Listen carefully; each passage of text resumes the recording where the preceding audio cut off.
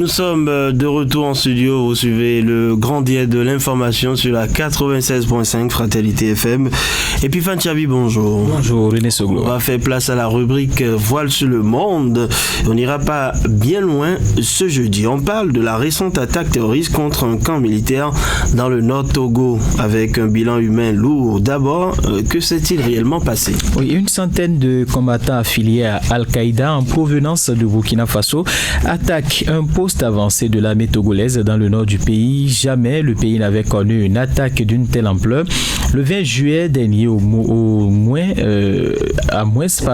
le poste avancé de Kmenkankandi, près de la frontière avec le Burkina, a été ciblé et arrivé sur des motos et à bord de pick-up équipés de mitrailleuses de calibre 12,7 mm et 14,5.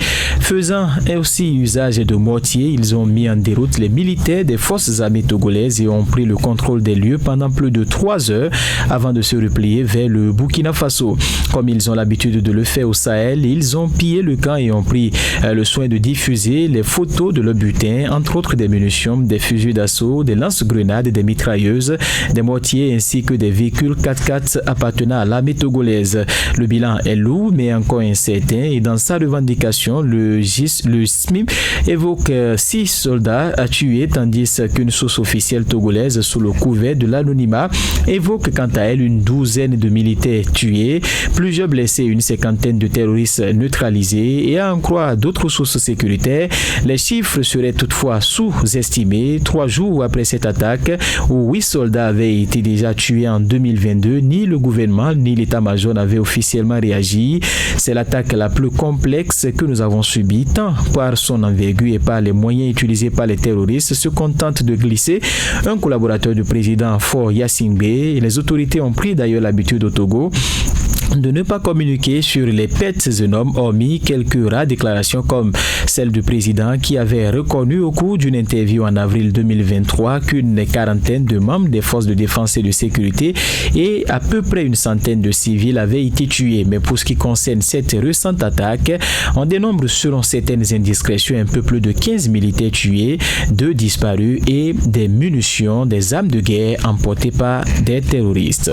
Alors, le Togo avait aussi enregistré d'autres attaques terroristes et surtout dans la région de la savane. Oui, la région de la savane du Togo a été la cible d'une violente attaque. Par exemple, dans la nuit du jeudi 14 au vendredi 15 juillet 2022, avait annoncé donc le gouvernement. Il s'agissait en son temps de la 4e attaque perpétrée dans le pays depuis le mois de novembre 2021 dans la région du pays. Cette région, bien sûr, qui est en proie à l'insécurité et à des incursions des groupes rebelles et terroristes présents de l'autre côté de la frontière du Togo avec le Burkina.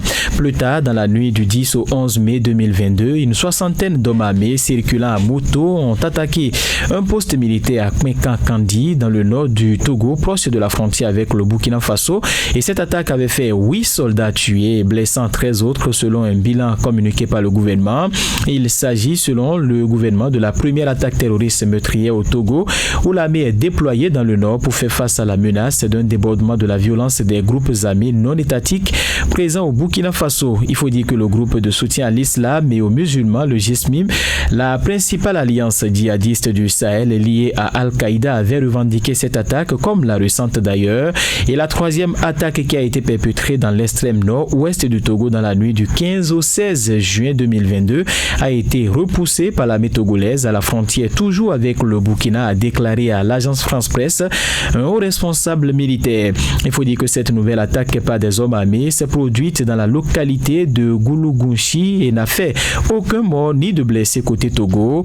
Entre le 13 et le 15 juillet 2022, le Togo a été aussi frappé par des attaques terroristes de groupes armés. 5 attaques au total ont été dénombrées dans la préfecture de Kwendial, située toujours dans la région des savanes qui fait frontière avec le Burkina Faso. Et selon plusieurs autres sources, une attaque des individus armés non identifiés dans le canton de Borgou dans la nuit du 13 au 14 juillet 2022 a fait un mort. Dans la même nuit, il y a eu 3 autres attaques qui ont été perpétrées à Blamangou, à Lalabiga et à Sumtangou. Ces attaques ont coûté donc la vie à 23 personnes. De plus, le véhicule du commissaire de police de Mandouri, le chef-lieu de la préfecture de Kwendial, avait également sauté sur un engin explosif, faisant un mort et 2 autres blessés graves. Beaucoup donc de morts depuis les récentes attaques au Togo depuis 2021. Le pays est-il devenu un pays en proie au terrorisme? Oui, on est tenté de le dire puisque le terrorisme ne peut plus être vu comme un problème du Mali, du Niger ou du Burkina Faso.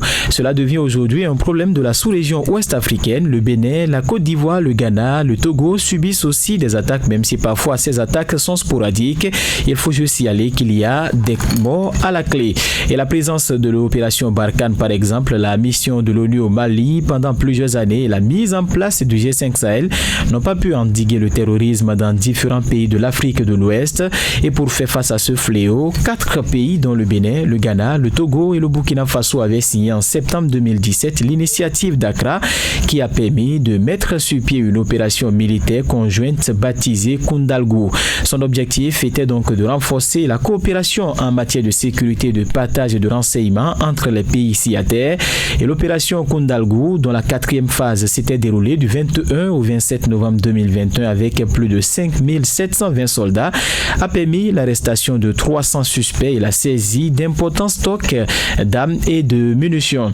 Et depuis, cette opération a montré ses limites et les pays signataires ont donc baissé la garde, ouvrant ainsi la brèche donc aux groupes terroristes qui, depuis 2021 et même bien avant, ont attaqué ont perpétré des attaques dans certains pays. Au Togo, par exemple, en 2023, c'est 31 morts, 29 blessés et 3 disparus suite aux incursions terroristes selon les autorités gouvernementales, contre un peu moins en 2022 et 2021. Cette année, c'est déjà plus de 10 morts, côté militaire et civil confondus. Conclusion donc, la menace terroriste est donc de plus en plus présente et de plus en plus menaçante au Togo, qui doit donc désormais prendre des dispositions pour faire face à ces incursions terroristes. Comme quoi, quand la case de votre voisin brûle, il faut participer à éteindre l'incendie. Normalement, sinon vous risquez d'être embrasé. Voilà. Allez, merci à vous, Epiphane Tchabi.